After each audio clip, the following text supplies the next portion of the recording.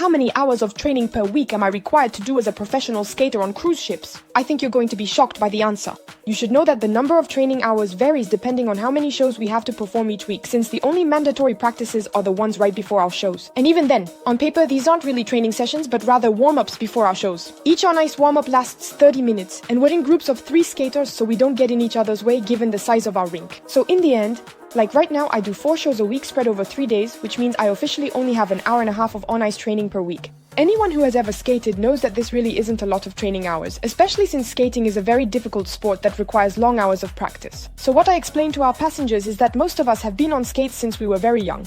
Personally, I've been skating since I was 3 years old. And to reach this level, we've all worked incredibly hard. Some people train 30 to 40 hours a week. By performing in shows instead of competing, we're basically just maintaining our level, which we achieve thanks to all those hours of training. Despite everything, we still have the opportunity to train more outside of the shows, and that's something I like to do at least once a week, especially so I can work on other technical elements that I don't perform in our current show. And besides that, I try to go to the gym twice a week to work on my cardio, do core exercises and a bit of abs, but it's not mandatory.